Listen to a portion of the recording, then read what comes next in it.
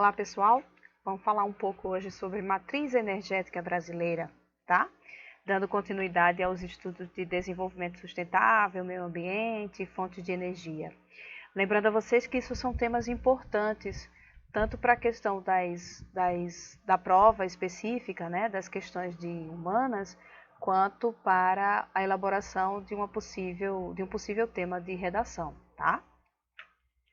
A matriz energética é o parque de fontes de energia utilizados para atender a demanda de energia da sociedade. E ela vai depender muito de região para região do planeta, porque o parque de produção de energia ele vai ser atrelado a características físico-geográficas que aquele ambiente vai dispor.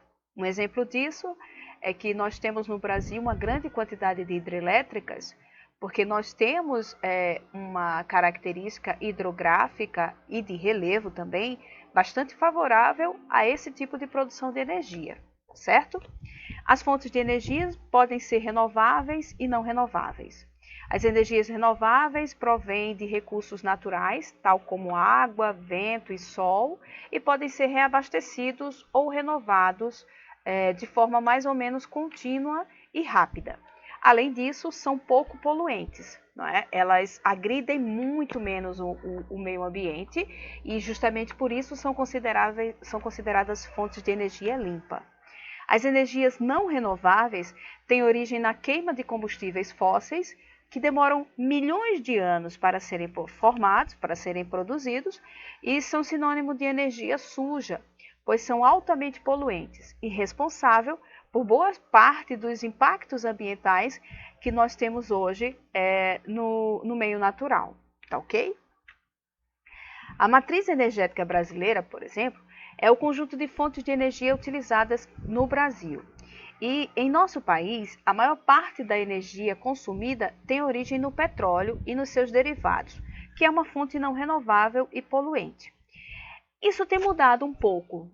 O Brasil tem evoluído, obviamente que não como gostaríamos, né? Mas tem evoluído no sentido da busca por produção energética limpa, por produção energética renovável, que respeite o meio ambiente e possa satisfazer melhor as necessidades de um desenvolvimento sustentável, por exemplo. A proporção de energia renovável utilizada no Brasil, no entanto, é considerável alta em relação às que a gente tem ao longo do planeta, em outras regiões do mundo. No conjunto das fontes energéticas, a sua proporção é maior do que a energia a partir do petróleo e de derivados. E aí a gente vai ter um exemplo, aqui no caso, uma plataforma, né, de extração de petróleo no oceano. A gente pode extrair o petróleo tanto no oceano quanto no continente, e esse tipo de extração do combustível fóssil, ele traz bastantes prejuízos para o ecossistema que a gente vai ter, no caso, os oceanos, aqui representados, tá? Consumo das fontes de energia no Brasil. De acordo com dados recentes de 2017 da empresa de pesquisa energética, a utilização das energias não renováveis resultou em aproximadamente 37%, enquanto as das energias não renováveis em 43%. Ou seja, perdão, aqui tem um erro.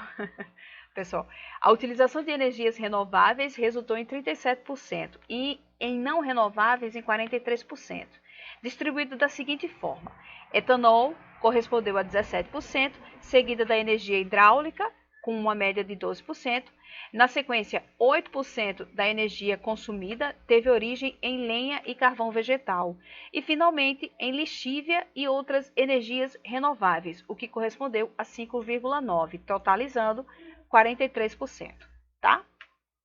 Aqui a gente tem um exemplo desse gráfico de produção e utilização da energia. 36,4% vem derivada do petróleo, ainda bastante alto, né? E recentemente a Petrobras recebeu bastante incentivo nessa questão, apesar da crise que a gente identifica no petróleo no cenário internacional.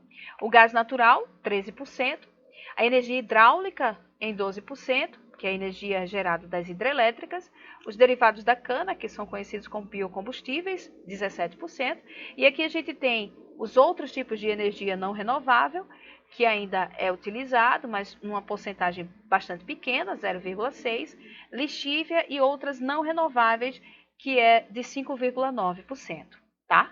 Lembrando, esse tipo de energia não renovável, uma energia suja, ok?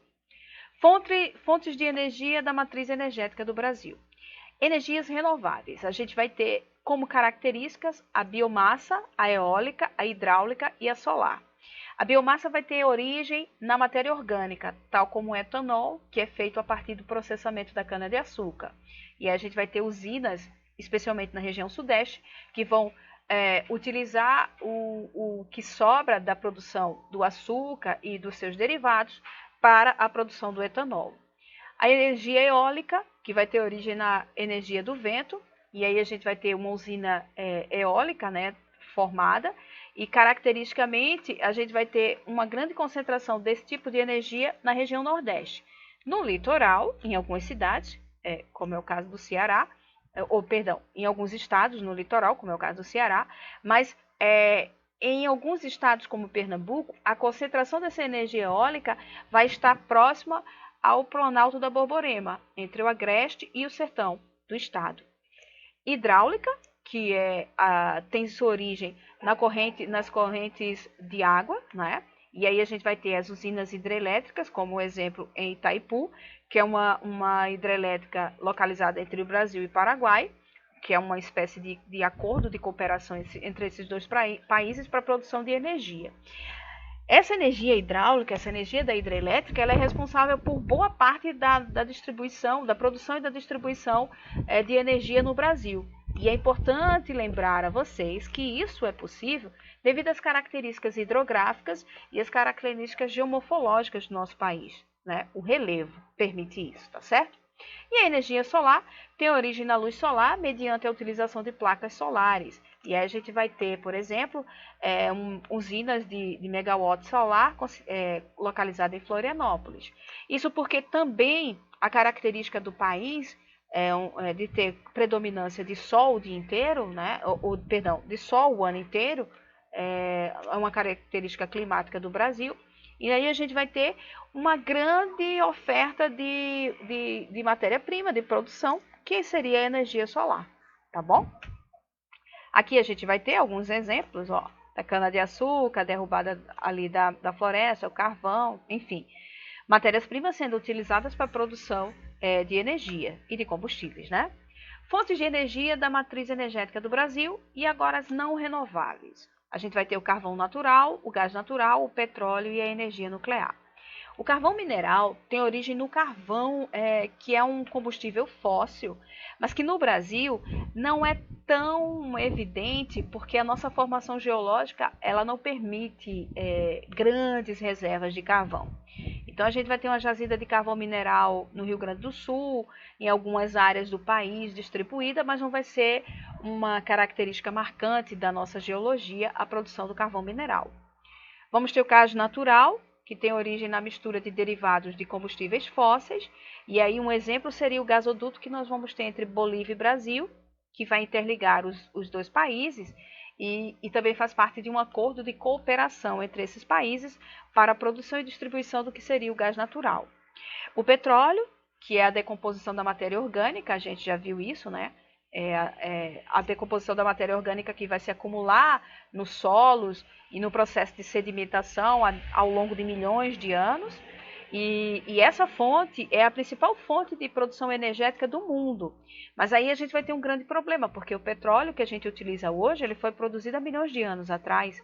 E é uma fonte esgotável, além de ser bastante poluente, né? Por isso a necessidade de se quebrar essa corrente de produção da energia através do petróleo e buscar alternativas renováveis e limpas, né?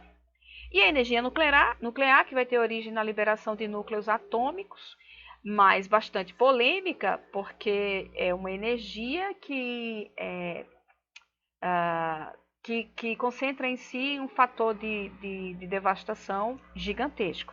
Então, não deixa de ser uma preocupação quando você tem uma carga de energia produzida através dessa liberação de núcleos atômicos, certo? Aqui tem um exemplo de energia nuclear de Angra. Matriz elétrica brasileira vai ter como principal fonte a hidráulica, como eu já disse a vocês, a hidrelétrica. Isso acontece graças à disponibilidade de água no país, que coloca numa situação bastante confortável no que diz respeito à produção de eletricidade. No Brasil, a produção da energia elétrica com fonte renovável representa 80%, dos quais 65% tem origem nas hidrelétricas.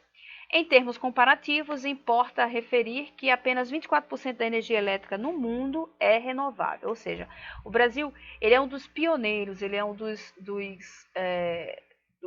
países que mais se destacam na produção de energia renovável, apesar de que ele não aproveita toda a sua capacidade de produção de energia renovável. A gente precisa evoluir muito nesse setor ainda, mas nós somos sim um dos destaques internacionais, tá certo? E aqui vem umas vantagens e desvantagens a respeito das produções de energia renovável e não renovável. Por exemplo, a matriz energética não renovável tem como vantagem um esforço financeiro inferior, ou seja, aos das energias renováveis.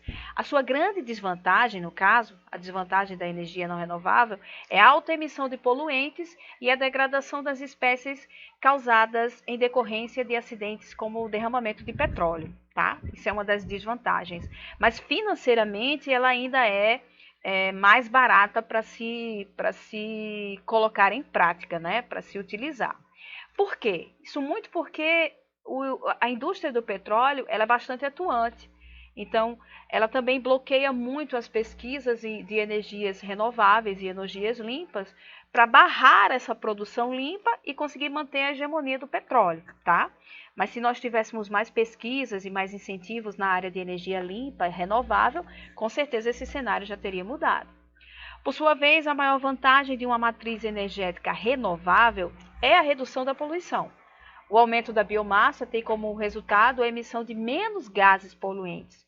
Milhões de toneladas de gases carbônicos deixam de ser lançadas na atmosfera quando você consegue colocar, por exemplo, nos combustíveis, a produção da biomassa, a produção do resíduo da cana-de-açúcar ou da produção do resíduo do milho, da própria soja.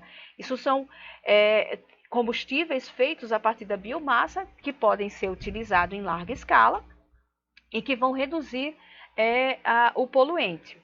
Mas aí vale uma lembrança, alguns críticos colocam que essa produção através da biomassa causaria uma consequência muito grave, que seria a utilização, por exemplo, do milho ou da cana-de-açúcar, deixaria de ser utilizada para a produção de alimentos e passaria a ser utilizada na produção do combustível, o que é uma falácia, o que é mentira, porque vai se utilizar não o milho ou a cana-de-açúcar em si, mas o bagaço, o resto da produção deles, tá certo?